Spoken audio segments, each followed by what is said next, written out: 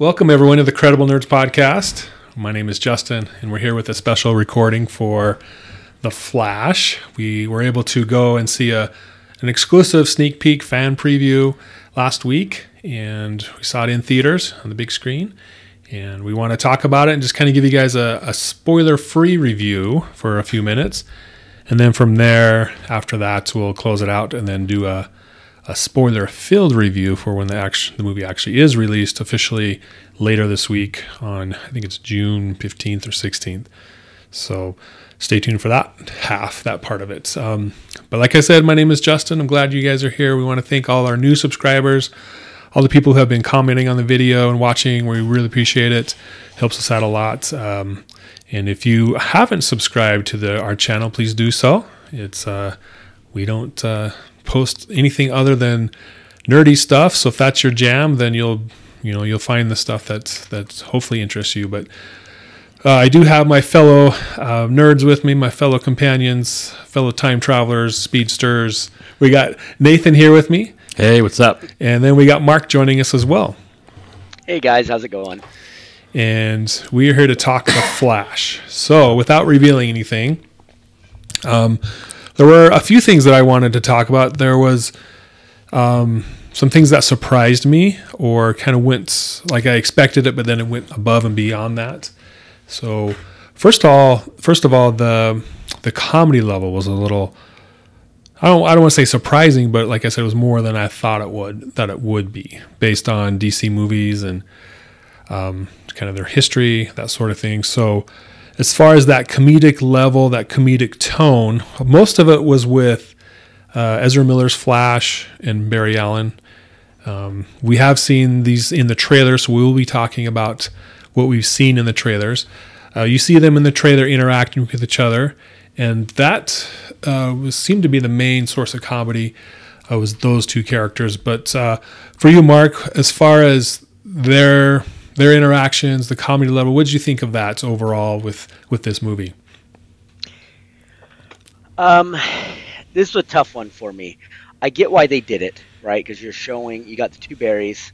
There could be some comedy gold in there. I don't know.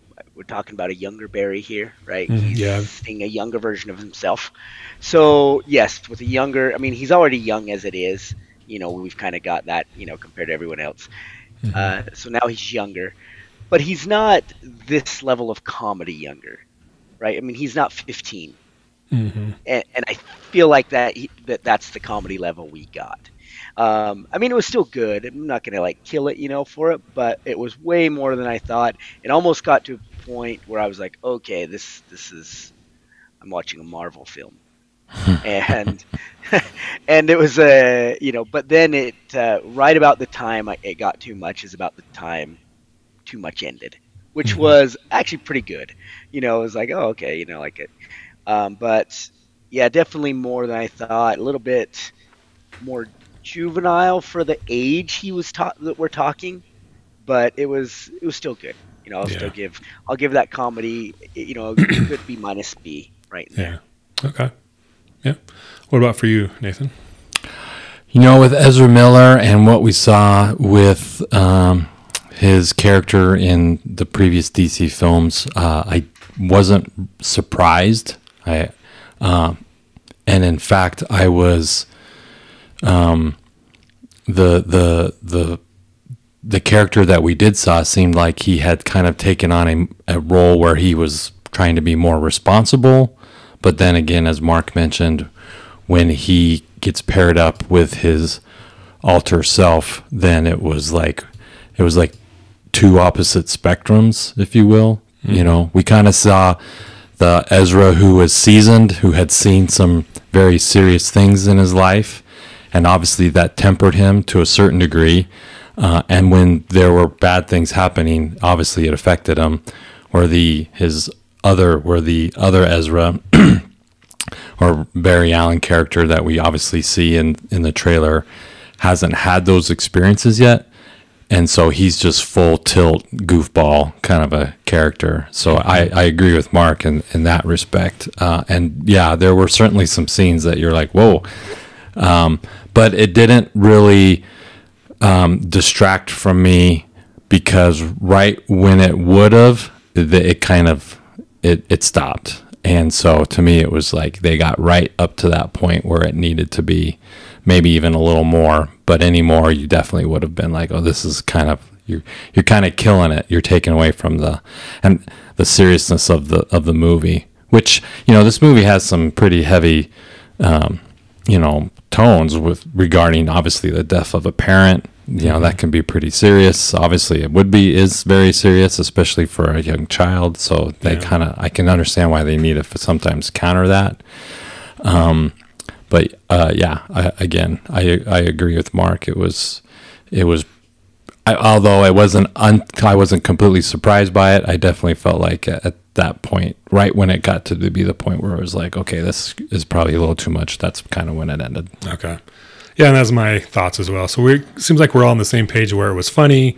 It started to wear on us a little bit, and then it stopped. And it kind of went into the the next phase, which is the nostalgia phase.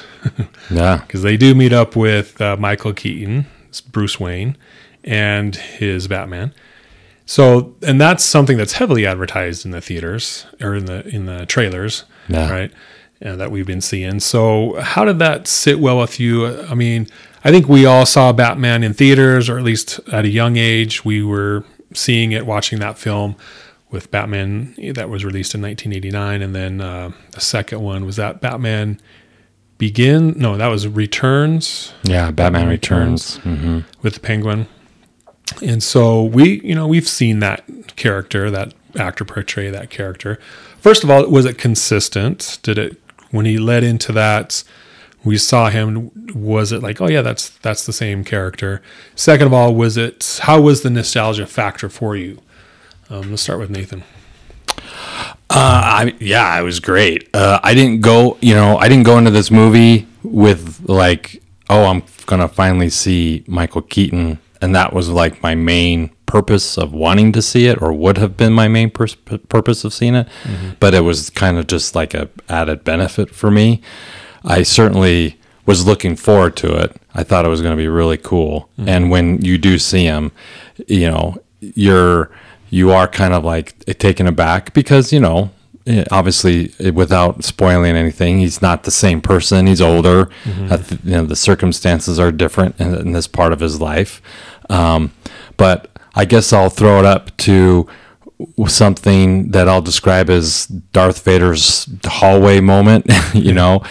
We have some great fighting scenes with Michael Keaton that you probably wouldn't have been able to gotten to have. We didn't get on the level that we did in the originals or the original Batman movies, because fighting has just developed, and in these scenes it's way more dynamic. There's almost kind of like a martial art kind of effect to it. A lot more flying around, you can definitely see that with the advance of cinematography and digital effects that they can do a lot more bigger feats, and I loved it. It was great.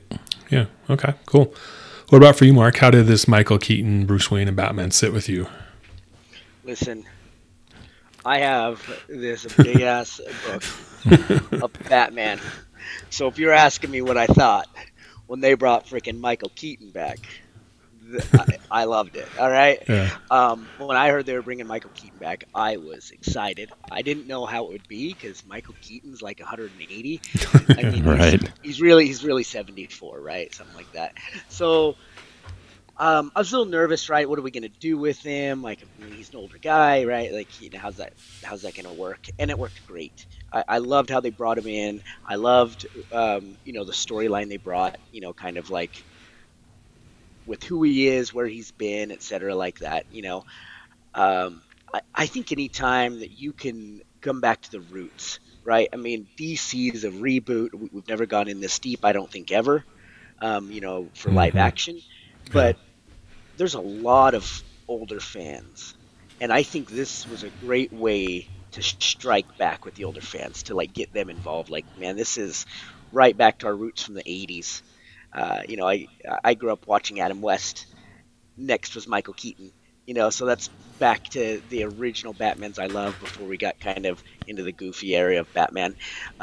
So for me, it was a 10 out of 10 with bringing Michael Keaton as Batman and watching him move, see the soaring Batman, see that cool stuff. I loved it. Hands down. Yeah, I was surprised. I didn't necessarily not like his Batman, but it's, 1989, 1991 or 2 was the sequel. So it's been a while. Those movies are dated. I don't really watch them. I watched them maybe 8-10 years ago. I was like, ugh, these movies are dated. And so I wasn't sure how I would like it. And I was like, cool, Keaton's back. We'll see how it goes. Kind of like what you said, Nathan. And then seeing it, I was pleasantly surprised at how well he fit into the movie. I don't think I didn't expect him to be like the same guy just, however many years later. So I was glad to see there was a character change and he had developed and kind of some things that moved on in his life, but then he was able to get back into it. So I think that went really well with the story and how it all played out. So I was pleasantly surprised to see him. And then, like Mark said, a lot of action and scenes that we didn't get to see earlier on because of cinematography, like you said. So, and I mean, the Batman Returns wasn't probably received as well, even though it had fantastic actors in it, and great. But it's a Tim Burton Batman, and this is no Tim Burton Batman, and that's the best way. This is almost like a Chris Nolan Batman. I mean, this guy, like he's tough. He fights hard. I mean, it's awesome. Mm-hmm. Yeah. I liked how they made him. Not Tim Burton style, but I kind of felt too that he was a little, was it Chris Nolan? Old Tim Burton Batman, like, I'm older, I've seen some things, I've been down this road. You could kind of get that from him, like he, that even though he was not the same Batman, that he'd been there, and he'd seen it. So that's what I like. I got that feel and kind of bought into this guy, oh man, he's the old war hero. Yeah. And we saw the Batplane, we saw the Batmobile, his Batmobile, right? So we had those equipment nostalgic moments as well, which is pretty awesome. Yeah, it was great. Some of the other characters, there was Ben Affleck's Batman in the beginning. We've seen the trailers for the action sequences there. I thought that was really well done. I enjoyed seeing him. He's my favorite Batman up to this point, so I was glad to see him there, along with some other characters that aren't in the trailer. But how do you feel like that part of the story fit in? Did it flow well? Was it? I mean, it's connecting it to the previous, Zack Snyder's Justice League. What we saw there. So is there a thread there that made sense? Mark? Yeah. I mean, obviously, I think it did a good job making sense without giving too much up, right? I mean, it's there's going to be some interesting things come out of the whole Batman thing now.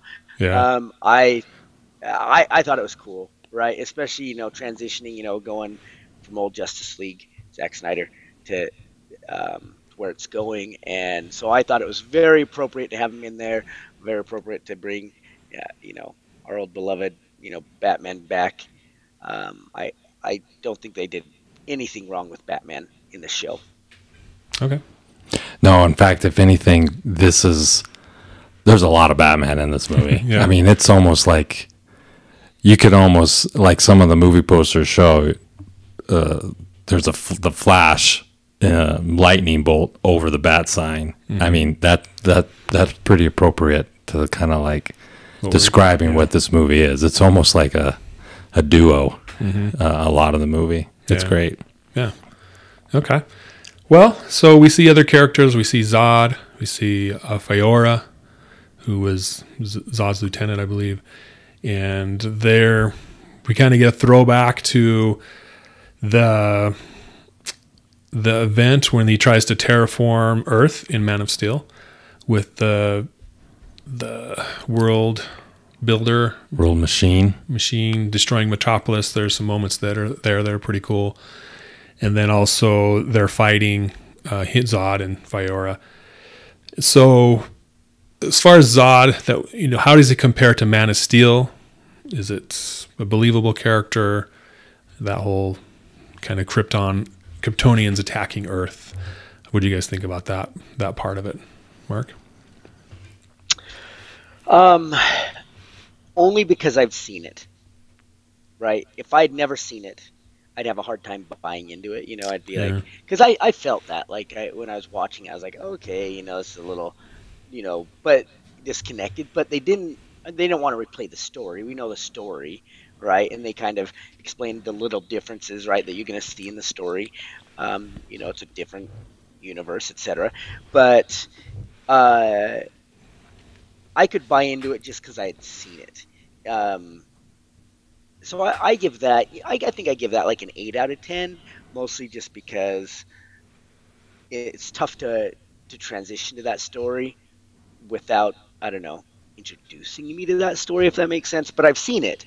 I just didn't get to see it here, so it just kind of seemed it went well, but it kind of paced weird, I guess, is maybe the once it got going, it went really weird. It went really well, but like the introduction to it and how it went, like initially, it just paced weird for me. But then it was fine. Okay. Do you have any thoughts on that, Nathan? That part of it?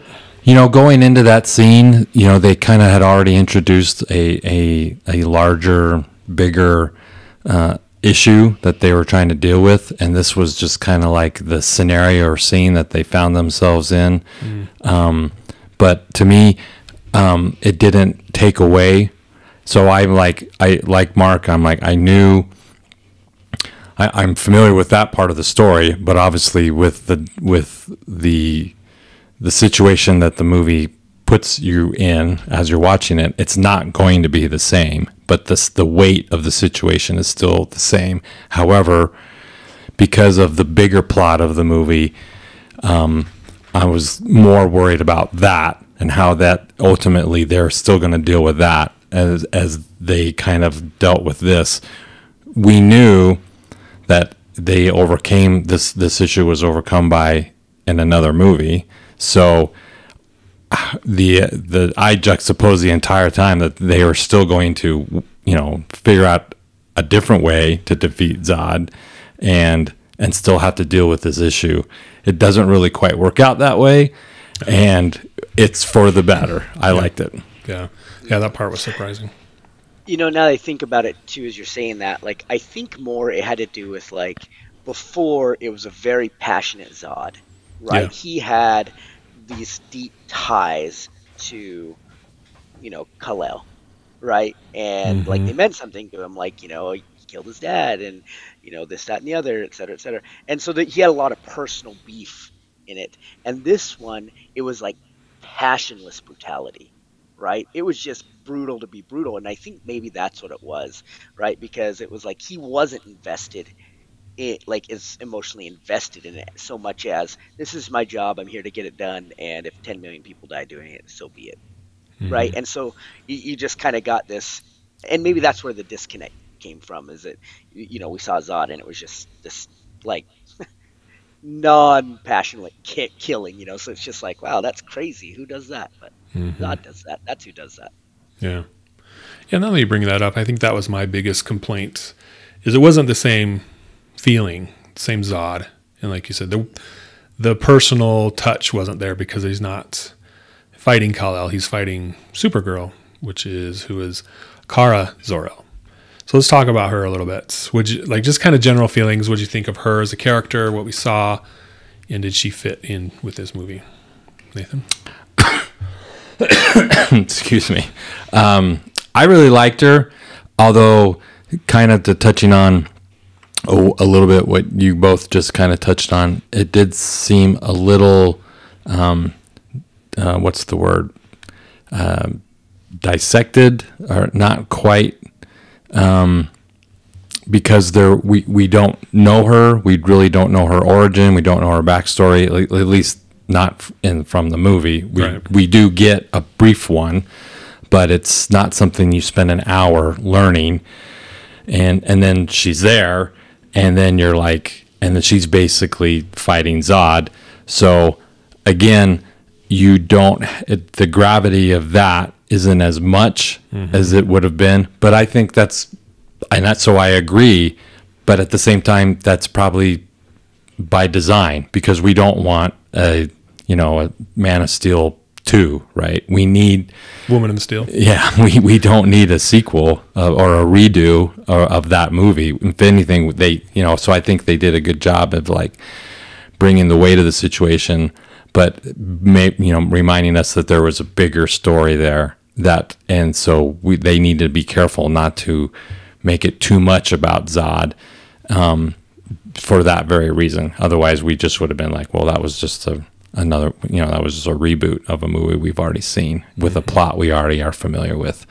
In the end, I really liked her. I thought she was great. Yeah. I loved having her in the movie and the whole backstory with her and how she's there and the what you'll later learn. But at the same time, you almost feel like some part of me was like, man, I wish we could have had her introduced a little earlier in the movie so we could kind of get to know her a little better. Yeah. Could that character development it doesn't see the kind of screen time you would hope, but still, I enjoyed it. Really liked it. Yeah. What about you, Mark? Any thoughts on Supergirl? I mean, we haven't really seen a Supergirl in a movie, right, since, 84? Helen Slater, right? Yep. So it's been a long time, and, they kind of reimagined her from that, really. And I don't think they could have reimagined her in a better way. I absolutely loved it. I thought for the movie and what she should have been was spot on, right? Her kind of quick origin story, like, who she is, where she came from, spot on. Her attitude, spot on.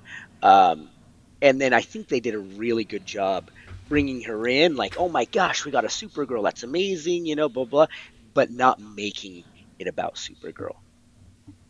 It was like this, it wasn't like a Batman, right? Mm-hmm. Where Batman was like key component to the outcome of, of where we're going to. Supergirl, she was there. She had a good role to play.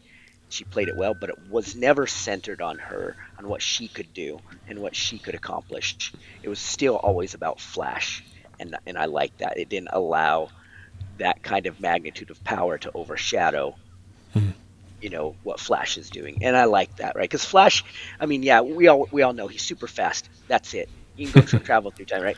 And really, that's it. So when you compare him to like Superman, he kind of pales a little bit, right? Like it's like, oh, I mean, I got Superman, or I got Flash. Like, who am I picking? So, being that that comparison, I thought they did a really good job not trying to shade him out at all, but keeping him forefront, gotcha, to that kind of power, and I liked it. Okay, that's a good point. I did wish we had seen more of her. I really liked her as a character, her introduction. I wanted to see more of her, but now that you say that, I'm like, yeah, because she could easily overpower Flash and his storyline and who he is as a character, because she's, the Kryptonians are way more powerful. But I did want to, hopefully we see more of her in another film at some point, another reiteration. Yeah, I again, like what Mark pointed out, I think they did a great job of bringing these characters in, but also at the same time making sure that the movie didn't become about those characters versus the Flash, because I mean it really is a Flash movie, and that's what we need to make sure we're focused on. Yeah. Okay. Well, so it ended up being a little longer than we thought it would be, but I still felt like we addressed a lot of good things and good topics. Overall, any final thoughts that we missed? Maybe something we didn't talk about, and then what do you guys give this movie as out of either a grade like ABC or from 1 to 10? Would you guys give it? What about for you, Nathan?